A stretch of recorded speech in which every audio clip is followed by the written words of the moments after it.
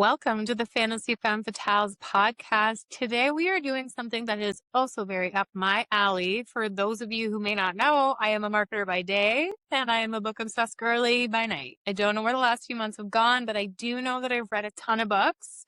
I got a lot to say about all of them. So I thought it would be fun to combine two of my favorite things, which is talking books and talking marketing. What did the last quarter look like? What were the highs? What were the lows? What were the trends? What did we learn? What did we learn in the last quarter? We're going to talk about all of it. I am so excited. And I feel like this is going to be a new thing for me. But before we get into it, I do need to acknowledge that I'm in a brand new space. I've got this beautiful new backdrop. This is part of like a long time coming dream that I've had in our house to have my own little cozy space. It is still a bit of a work in progress, but like, man, does it feel like an upgrade sitting in here? Like, I feel like this is quite a vibe and I'm loving it. I want to do like a behind the scenes style episode just on like this space, on like the vision, on how we got here in the next phase, because there's still a bit to do. Bookshelf is kind of in a bit of like a vision board kind of a phase right now. We're just figuring out where things should sit, but things are going to move. Things are going to be changed. So I'd love to walk you through that and give you like a bookshelf tour. Stay tuned. That will be coming in the next couple months when we get this room wrapped up. But like today, I'm feeling the vibe, everybody. I'm very excited. So for today's episode, we're going to tackle this episode like I would like a typical quarterly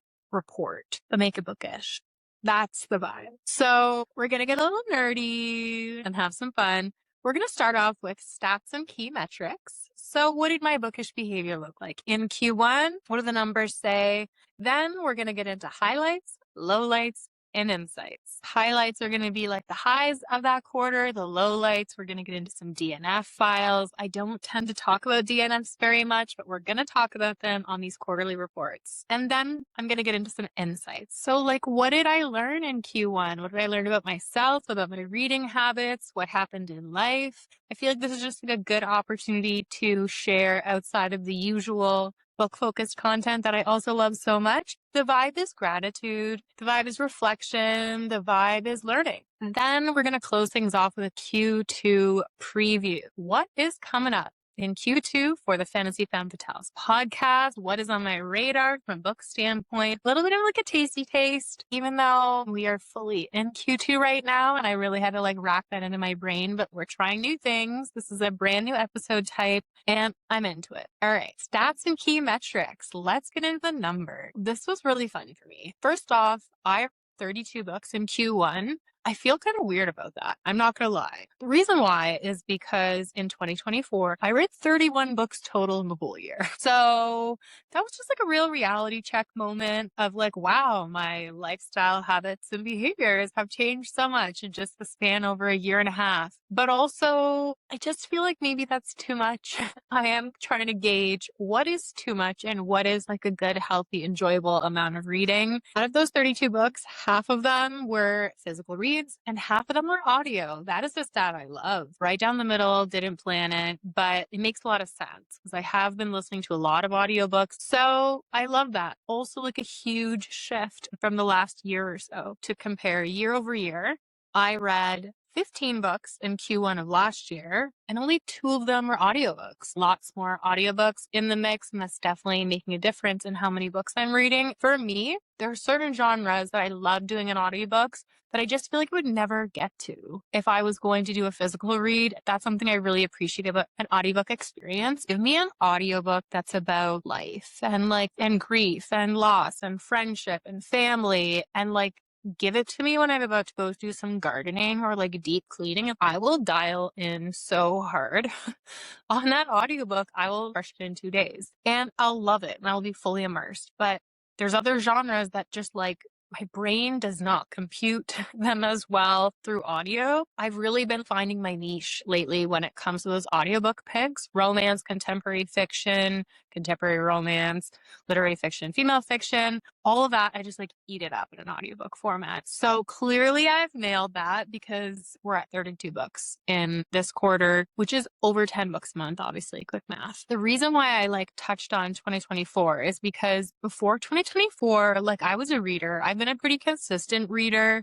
I definitely didn't read as much for like my 20s, but definitely into COVID and beyond, I got right back into reading pretty consistently. I didn't really become a feral obsessed book girly until like fall of 2024. Last year I was planning my wedding. So this year is like a clean slate. My behavior on reading is like so incredibly different. My lifestyle around reading is like fundamentally different from how it was in 2024. And like my capacity for reading right now is like off the charts because I'm still readjusting to a normal life of not planning a wedding, which consumed my life for like a year and a half. So we're celebrating the 32 books, but we are also kind of taking a note of don't forget to like listen to some music here and there, listening to more music and listening to fewer audiobooks and reading a little less probably. Most read genre in Q1, no big surprise. It was fantasy, romantasy. 7 of my books, so 38% were fantasy, romantasy. Romance was the second most popular genre for me, also not a surprise at 31%.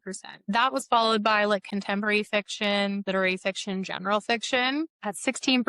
And then there were a couple horror, gothic, and non-romance reads, and that made up the rest. Now, out of my 32 books, 19% of them were ARCs, which is 6 books, and they were all physical reads.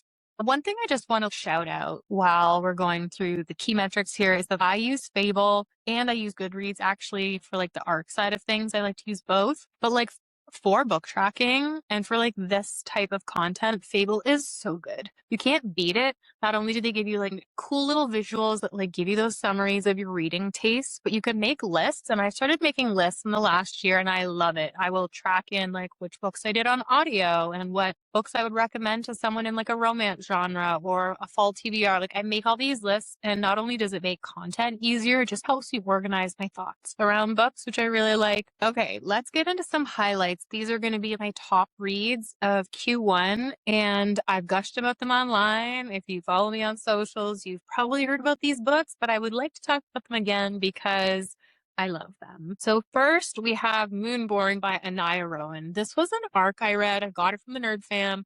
It's an e-ARC. I ended up buying a copy and I bought a friend a copy because I felt like she really needed to read it. What I love about this book is that it starts off a little dark in the way that probably you love if you're following my channel, but it is like a true fantasy at its core. And then there is romance woven in. And to me, it's like the perfect balance. When I want something that's like well written, that has like a solid plot that I can tell is going somewhere that like really develops as the story goes. The romance is woven in as this like enticing element that pulls you along, but it's not everything. And don't get me wrong, I love a romantasy where the romance is like it. But I also love a book that offers so much more. And this book introduced me to a world that I love. There's like a beautiful magic system that is so layered and creative. I was just consumed when I got into this. And when I first posted about this book, I talked about how no other series has made me feel the way that the Lies of Lena, the Otation Chronicles series has made me feel.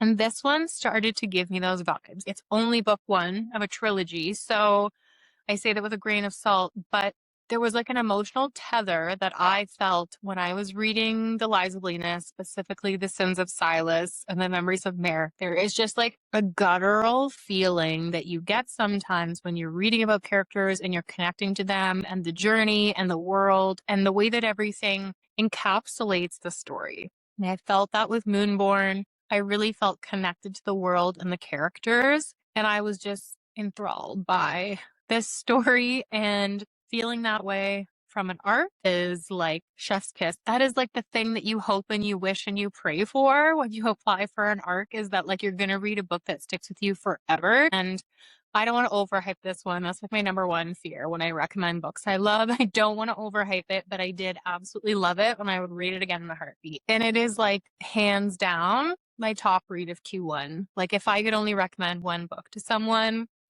this is it. In the best of romance genre, we have And Now Back to You by B.K. Borison. I read this book in the depths of the cold, dark Canadian winter, and this is about a snowstorm. It's two meteorologists finding their way, and like everything about where and when and how I read this book hit. Like it was just like, yes, I want to escape this winter, but like everything about this story is making me feel like cozy, warm, lovey-dovey vibes. And I just really like the way that BK Borison writes characters as well. She does a really good job of balancing that line of rom-com where she can fully make you laugh out loud, but like it doesn't feel overly cutesy or silly. There's an earnestness to her characters, and even when they're a little like quirky and extra girly or bubbly, there's a lot of heart to those characters. And I feel like she writes characters where there's something for everyone. You can relate to them on a very human level. And I love that. And that's why I've really been loving her writing style. So I love this one. I also love First Time Color. So I would recommend both, but this was my Q1 romance read. Definitely recommend. The last genre pick is in the contemporary lit fic general fiction category. And the pick is going to be Hello Beautiful by Anne Napolitano. This was a random audiobook pick I did. It was like a 7-day skip the line. I am like feral for a skip the line because it just gives me the exclusive urgency energy of a book that everyone has on hold and that I just get to pick up on a whim and read it real fast. So that's what inspired me to pick up this book. But this was a great character story. If you love a character story, if you love a little literary fiction, so good. It's got elements of loss, grief, mental health, family. I just like the layers that you get in these characters. It's a story where you're going to feel multiple things for multiple characters. Sometimes you're not going to like them. Sometimes you're going to love them. Sometimes you're going to want to cry for them. And I love that in a story. The audiobook was fantastic. I love the narrator. And I think it was like one part surprising and picked on a whim with like zero expectations, and another part just like the type of story that I needed at that time. So I would definitely recommend this to like almost anyone. The story really is about like this family and their connection to each other and the things that they go through in life. And that's really what this story, Hello Beautiful, is about. Because I feel like genres only actually tell one side of the story, I've got a couple superlative picks for you guys too. And if you have a superlative that you want me to use for a book pick next quarter, drop it in the comments. These are so fun. I love a superlative book pick. So first off, we've got the weirdest book I read in Q1, and it's going to go to Honeysuckle by Bar Friedman Tell. Canadian author, shout out. This was another arc. Super cool cover, by the way. It's a book that every time I talk about it, I don't know how to talk about it. And I just want people to go and read it. On the blurb, it references V.E. Schwab, Wuthering Heights, and Frankenstein as sources of inspiration. It definitely has that like V.E. Schwab, Carrie Lake kind of like poetic, eerie, walking through a graveyard kind of tone to the writing style. There is this beautiful poetry to the way that nature and life are woven in.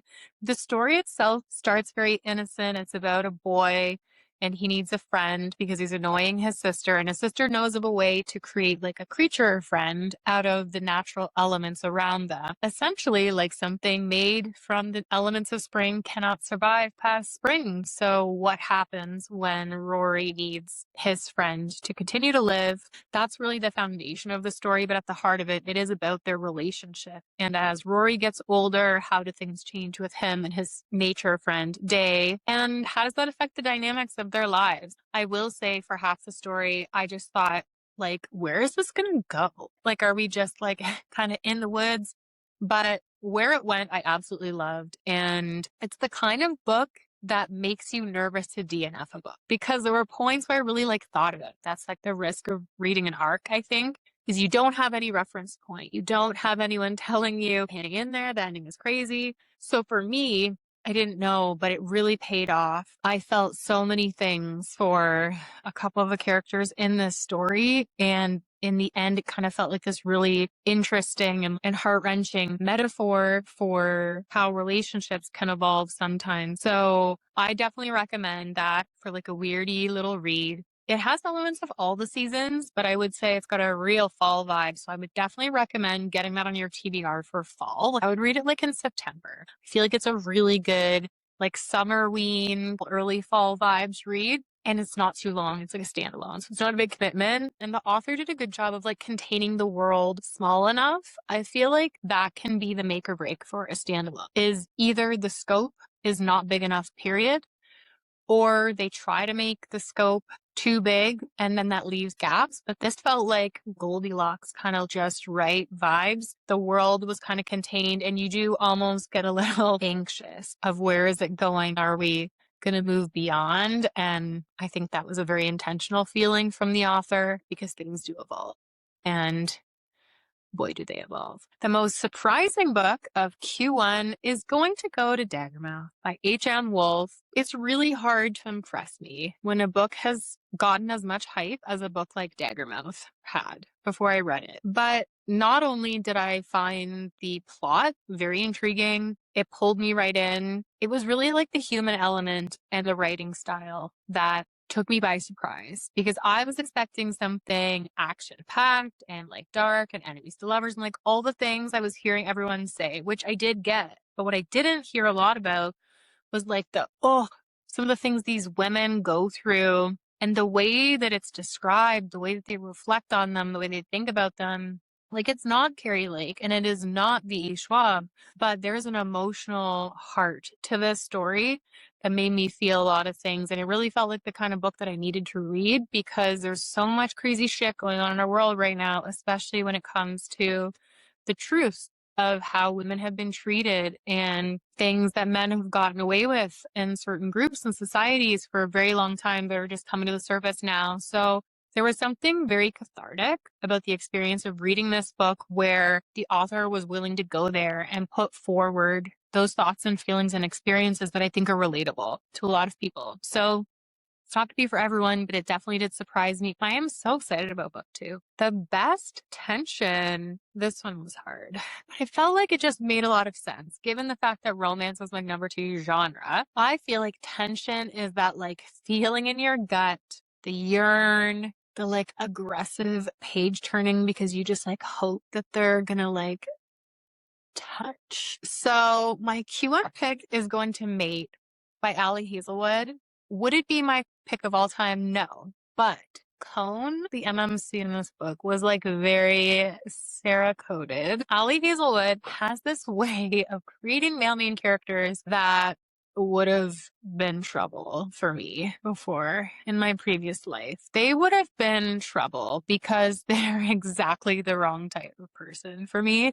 Ali Hazelwood has this tendency to write these like dark, broody, like men of few words, but they're just like quietly possessive and obsessive about their FMCs. And when we get their POVs, like they drive me nuts in the best possible way. Some of these MMCs change the game. Before I read an Ali Hazelwood book, I saw these like cartoony looking covers.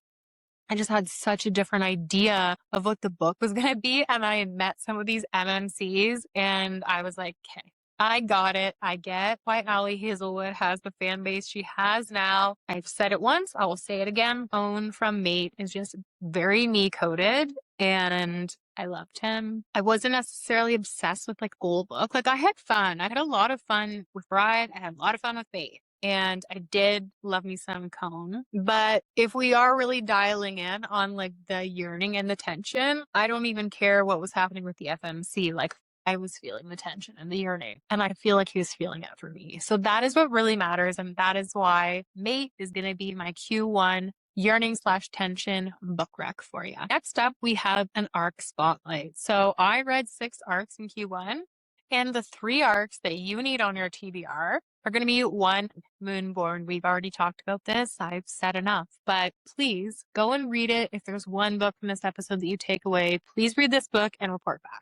Then number 2, we've got Honeysuckle. I was really surprised by this one. I really liked it. And I think more people need to read it. And the third one, I have to give it to like a fully off-season book pick. But I read Santa Cutie by Jenny Alexander. I read this one in January.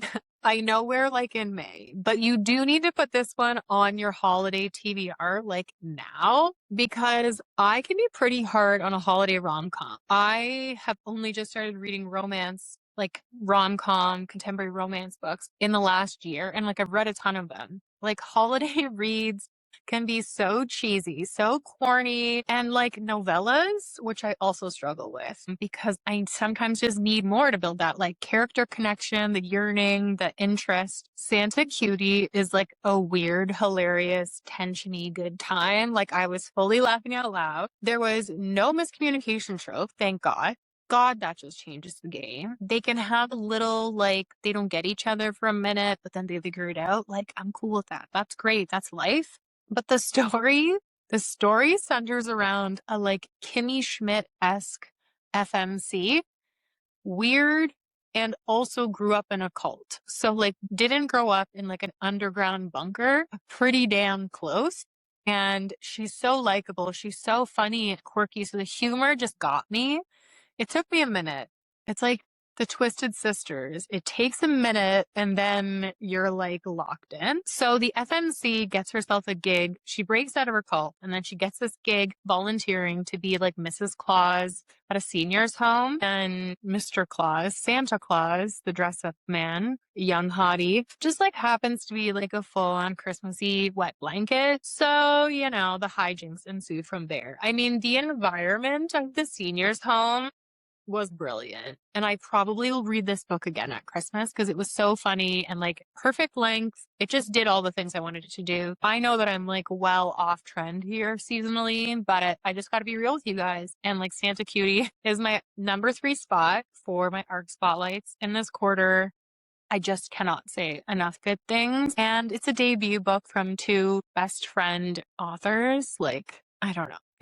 That kind of shit just melts my heart, you know? So we're going to get away from the analytics a little. We're going to talk about life. I should get cozy here because I want to talk about some peak bookish life moments that went down in Q1. First, I just got a hit on Wuthering Heights. Wuthering Heights released this quarter.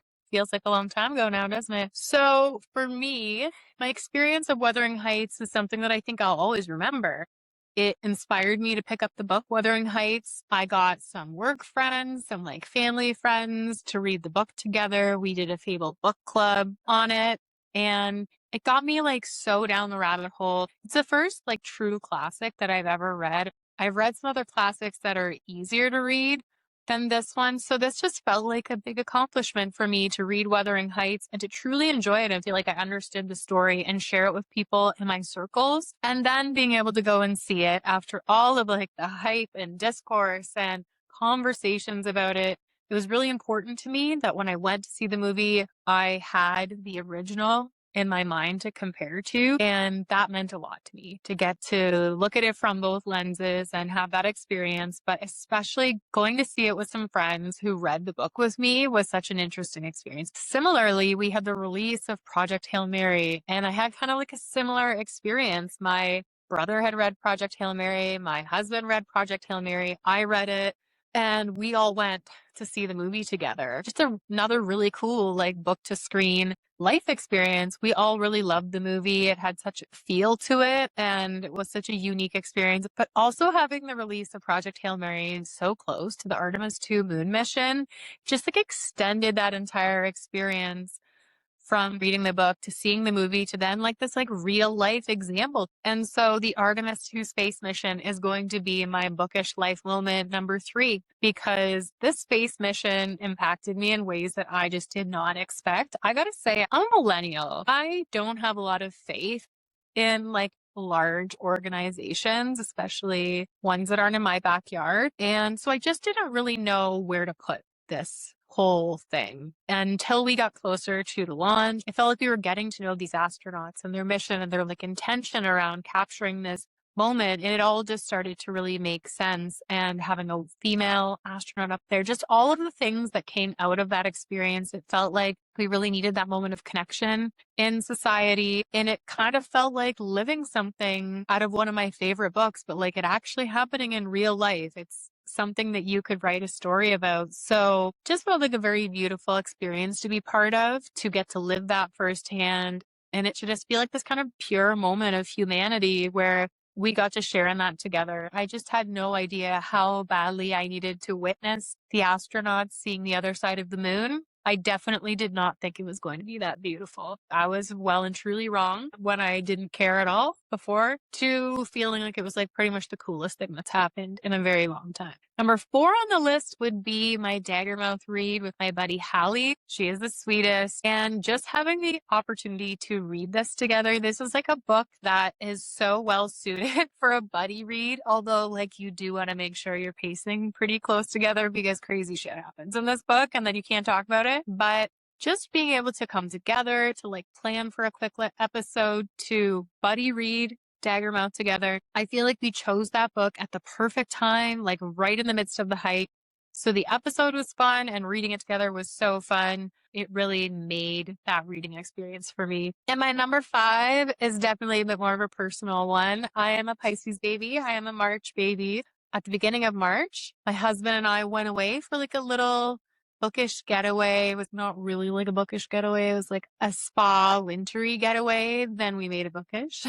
On the way, we stopped at an indie bookstore and I picked up Queen of Faces by Petra Lord. This is like a trans-inspired romantasy read. People can change genders and change bodies, but our main character can't. So it's about their journey, but like beautiful book. I don't know if you can see the edging there, the waves, but just sounds like very, very unique. I love a unique read. I want something that feels different. And then I got The Lies That Summon the Night, another one that actually looks very much like the other one, but the art is like super cool and unique. This one is by Tassonia Odette. This book is based around a world where making art is a sin. So like I'm sold immediately. I'm an artsy, music loving weird girl. So yeah, let's talk about some art and let's talk about a world where that doesn't exist. And let's rebel against that. So those are my 2 indie bookstore picks. Then we went up to this like cozy little ski resort. We did not ski, but we were just down the road from this very cool Finnish spa. And I really wanted a spa experience. We talked about doing that after the wedding and it just like didn't happen. So perfect time of year again. In the depths of the Canadian winter, when everything is covered in snow and icy and cold, go find yourself a Finnish spa.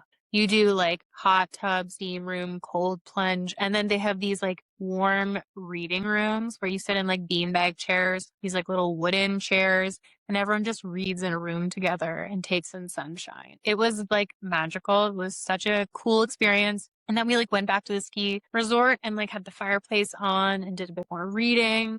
It's just like a beautiful little getaway. Okay. Are we all feeling topped up on our dopamine and serotonin? Is it serotonin? Is it dopamine? Which is the one that makes you really happy? Serotonin, I want to say. Serotonin. We covered the highlights. Now we're getting into the lowlights. I do think that this is going to be cathartic for me, and hopefully you'll make me feel okay about my choices. Welcome to the DNF files. This is going to look like me walking you through the books I DNF'd in Q1 and why. And the thing is, especially for me, a DNF doesn't mean it was a bad book. It just maybe meant it didn't hit. And like I've been a lot more honest lately when it comes to DNFs. Like if it's an arc, I will try really hard not to. I just feel like I committed to it. But when it comes to other books, I'm just trying to be like real with where I'm at. And if I'm like not feeling it, then I just don't want to waste my time. And I don't want to risk the chance that I'm really not going to like it when it just might be a timing thing. So I DNF'd a total of 8 books in Q1. That sounds crazy, but I did. The first one is Soul Searching by Lila Sage. To be honest, like I just didn't get into it. I had the book from the library. I had the audiobook. I tried a little bit of both. I think what happened here is the book came out and I just don't think I was ready for it. I think I had read a bunch of romance books recently, so it just like wasn't hitting, but like, I don't know, maybe I just like didn't like it because it didn't really land and I just found myself like not caring and not being interested. I read this book Unveiling last year and it also kind of centered around this like ghost story and I just like wasn't into it. I think that might have been part of it. I thought this was like a paranormal romance. I knew there were ghosts, but like it wasn't. It's like 2 humans and then there are ghosts. So like, I don't know. Not for me. We're calling it a soft DNF and like maybe I'll come back to it, but quietly like I haven't thought about it since. Next, we have Remarkably Bright Creatures and A Fellowship of Bakers and Magic. We learned things in Q1, and that is that Sarah doesn't like cozy reads. So now we know why these didn't hit. I really want to enjoy them. They're about things that I find cute and whimsical in real life. And then I read the book and I am like so bored out of my mind. It is similar with YA. Like I will give a YA fantasy romantasy a chance, but a lot of times it's like the stakes don't feel high enough. The characters don't feel mature enough. And like it just loses me. So both of these were in that realm. They just felt a little cutesy. I know people love remarkably bright creatures. It's just like not for me and my taste. The Fellowship of Bakers and Magic, I gave that a solid try. It was definitely the romance that got me realizing like this is just not going to be it for me, because the way they're tippy-toeing around this romance like as if it's not super obvious is like driving me insane. It's like the only thing I really care about, and like I don't care. So I really wanted to like that series. I was so excited about it, but again, we're just accepting that that is a subgenre that is just like not going to be for me. That is probably the third or fourth cozy fantasy that I've tried that I really didn't like. I will just live vicariously through everyone else who likes cozy fantasy and wish that I could enjoy it too. A kind of random one was this book Detour by Jeff Rake. This is a space mission story, so I think we had a couple things going on here. One, I do believe that I spaced myself out with Project Hail Mary, then I read The Martian, and then I read Atmosphere. 3 like banger space stories. They're good. They're solid books. This one, the credit I'll give it is like maybe it was the audiobook that put me off, but I just don't think so. There was something that felt like phony. I couldn't attach to the characters. Just the one-liners in the book felt not real. So it's possible that if I tried a physical read, that I would have liked it better. Sometimes that works for me, but like I just don't think so. I think this was not for me, and the bar was too high from those other reads, and I just have like too many other books on my radar that I want to read. So that was a DNF for me. We have Foxglove by Adeline Grace. This one made me a little sad because I really liked Belladonna. It really like checked the box on what I want when I pick up a YA fantasy.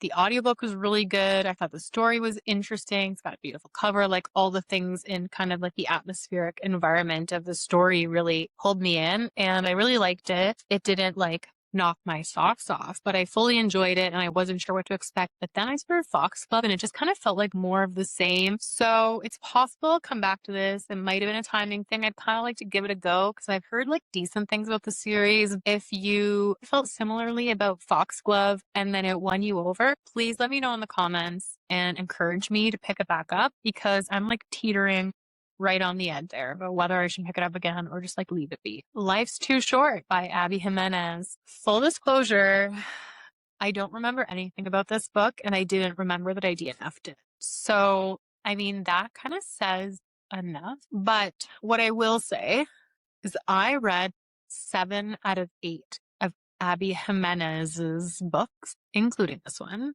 all over the span of a year. And that is definitely too much from one author. Let that be a lesson to you.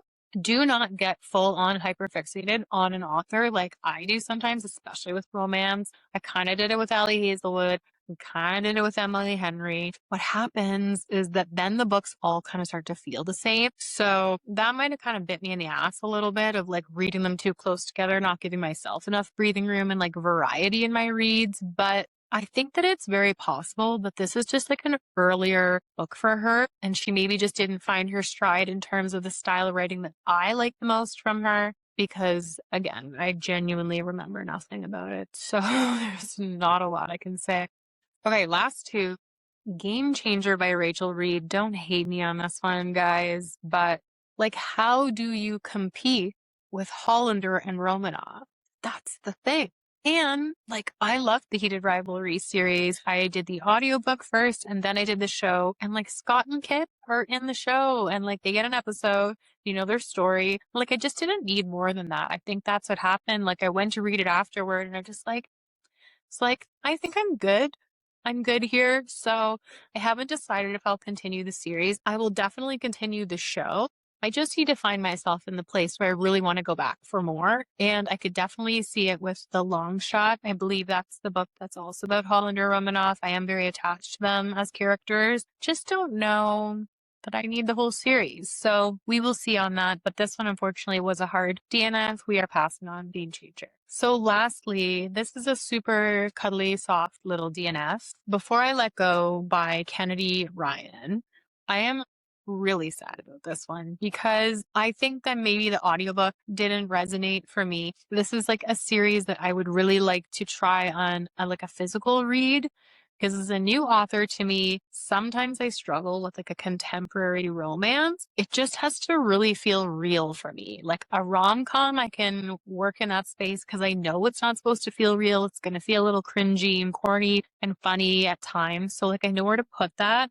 But when it comes to a contemporary romance, like I recently read Binding 13. I will for sure be talking about it. Like that is like where the bar is now when it comes to like a contemporary story. So for me personally, when I put a story like that in an audiobook format, sometimes the audiobook style can make it feel like that cheesy like TV show version of the book when I need it to feel like real life to really hit. And I can do that better in my own head than with someone else's voice. So I think that might be what's going on here because there's not a ton of books in this subgenre of romance that I've read. And I believe it's kind of like dark romance. Like, I don't know that dark romance on audio would be the thing for me for this exact reason. I think it can just be a little corny sometimes. And like Lights Out, that's like a subgenre of a subgenre. Like there's humor and there's a different element to it. Like no problem, but I'm careful which audiobooks in these subgenres I pick up because I know that it can kind of ruin the experience for me personally. So it's my very long-winded explanation on why I gave up on this audiobook, but I do want to come back to it. And I actually quit on it pretty early, knowing that it would make the chances of me not remembering a ton of it even higher. And so there's like a much better chance that when I go into it on the physical read that I will actually really enjoy it and connect to the characters differently. I feel guilty, but I also feel lighter. I feel a little relief. You should try this. It's a little cathartic, but it's kind of scary. Okay, let's get into the recap. Insights, takeaways. What does it all mean? What did all of that mean in Q1? I did learn that I read way more than I thought was maybe possible and maybe is necessary. So I think I'd like to read a little bit less in Q2, as I was saying, and particularly with audiobooks. Ironically, I do have a lot of Libby holds on my phone right now that I definitely will be reading. And I have signed up for a number of ALCs. So I will be getting through those, but I am just going to be a little more cognizant of the books that I put on my list. Because I need to have less physical arcs and get to so many of the books that are behind me that I have not read yet. I also would like to read a little bit less romance in Q2. That is kind of like tied into my whole audiobook thing. I do tend to like lean very heavily into audiobook romances. They're just kind of like easy reads for me. But I would like to get to some of the fantasy, romantasy, and dystopian reads that are pretty high on my TBR. So I'd like to prioritize those a bit more across the board and continue enjoying the like contemporary general fiction reads that are also on my list. I'm totally cool mixing in some romances, but I think I'm just gonna like temper them a bit. And again, my hyperfixations on like Allie Hazelwood, Abby Jimenez, and Emily Henry have kind of like run their course. So that puts me in a great spot to just like rejig my reading priorities and change up the flavor a little bit for Q2. Overall, I think I just want to be a little more mindful, intentional. I'm feeling the spring vibes. I want to lean more into that like mood reading feel of things and be able to pick up things a little more fluidly than I have in recent months. I've felt very scheduled with my reading when it comes to like library books and even just like podcast type content. I love having a schedule around that, but it's felt a little daunting lately. So I feel like I'm on a good track here, but that's something that I'm working on for Q2. I don't know if you can relate or not. This is kind of a pickle I've gotten myself into. I said it before and I will say it again. We have learned that I am not a cozy fantasy or really like a cozy fiction girly, and that's okay. I have learned that when I read too many books by the same author, they all start to feel the same. So hashtag hyperfixation. We're just going to work on that a bit. I think we're going to pace things out a little bit better and try not to be like the feral little fixated fiends that we can be sometimes. Another learning. Oh, here's my cutesy little moment, is that books are better with friends and with husbands. This is not necessarily something that I learned last quarter, but I think it does deserve a moment because last quarter I read books with my husband, with my family members, with my friends, with fable friends, with book friends, and it really just like makes the experience of reading so fun, so dynamic. I really think that sometimes sharing books with people can completely change my experience of reading that book. Like truly, like I can love a book 3 times more than I might have loved it if I read it by myself when I share it with someone else. And I think that's just like really cool. And it just makes me want to do more of it because we're all going into books wanting to love them. On the content side of things, a little nerdy, but the 2 things that I've like really learned in this past quarter is like one, figuring out my workflow when it comes to like getting my content ideas organized and figuring out like how to map out how to do each steps and like just be more efficient with it because it can feel very daunting. I think especially doing social media content, I love doing this form of content. I feel like I can really get into a flow and be really open, but there's a bit of pressure when it comes to creating short form content for social media, streamlining my own process, spending less time, keeping myself organized on tracks has made everything feel so much more manageable and enjoyable. More than any of those things is batch content. Doing batch content is such a game changer for me personally, being able to like organize my ideas and sit down and like smash out a number of videos and then edit them later. That has changed so much for me because I was feeling so much pressure to like make sure my hair was washed and make sure my makeup's on and like trying to do that multiple times a week. Like that just does not fit into my life. So that was a huge game changer. And I would love any ideas or suggestions that you have. You know, a lot of you create your own content. If you have hacks that have really like changed the game for you in terms of feeling like you can put out content in a way that feels less time consuming, way more organic, then like please drop it in the comments. I would love to get your ideas because there's a huge learning curve when it comes to this stuff and it's got to be fun. Or like, why are we here, right? Okay, now for the last section, and that is the Q2 preview. So what is in store for Fantasy Femme Fatales over the next quarter? The Q2 schedule is still a bit in the works, but I wanted to give you a bit of a preview because I do have a list of books that are on the docket for the podcast. So first off is the next deep dive series. So the series is going to be Red Rising. I'm reading the first book right now with my husband, with some work friends, with my brother, with a Fable group, and I have so much to say about this series. I can't wait to get into a deep dive format where we dissect and analyze some of the things that are going on. So Red Rising will be split into 2 episodes. We're going to do the first half and then we're going to do the second half before we get into book 2, Golden Sun. But I am probably going to have some episodes in between book 1 and book 2. Keep the Quick Lit series alive because those episodes are also so fun.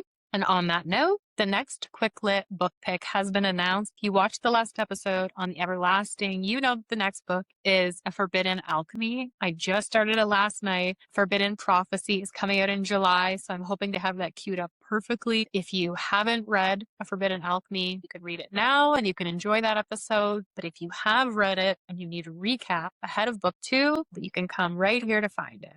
I would love some hyped book recs for some upcoming episodes. So if you have any ideas on books that are like really bubbling up right now, that are getting some hype that you either read and loved or that you're thinking about reading and you don't know if they're going to be worth the hype or not, please drop it in the comments because I would love some suggestions. I'm always keeping an eye on things, but I would love any ideas you have. Following A Forbidden Alchemy, I am so excited. I will finally be releasing the Eldritch Deep Dive series. This has been a long time coming. I haven't read the book yet. I have been waiting for the perfect time and I feel like it's almost here. It's going to line me up so beautifully for the release of Asmora in, I think, early October. I think we're still waiting on our firm release date from Carrie Lake, but we know it's fall. And my friend Hallie, who joined me on the Daggermouth episode, has agreed to come and co-host this series with me. So I am so excited. She's read Eldritch. She loved it. And she's a big Carrie Lake fan.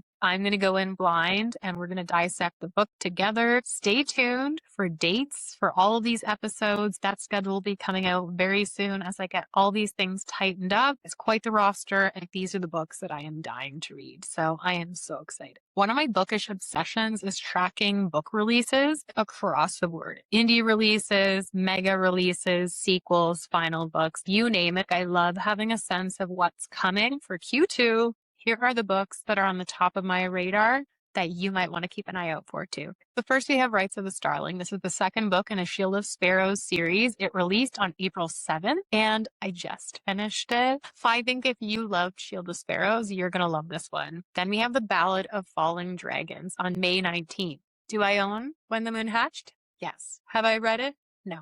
Do I feel weird about that? Yeah. Do I feel like I'll love it? Also, yes. So am I super pumped for the sequel, even though I haven't read the first book? Yes, because I just think that this gives off the vibe of a book that I definitely will love. I think it skews much more fantasy. And I'm also okay with a book one in a trilogy that makes you work for it a little bit more. And that's kind of the impression I've gotten from this, especially on like a romance standpoint. So I'm very excited about this. And I'm very excited about book two. I have pre-ordered it. So it's arriving any day now. Releasing on June 9th is Light Wielder. This is the sequel to Metal Slinger. Have I read Metal Slinger? No.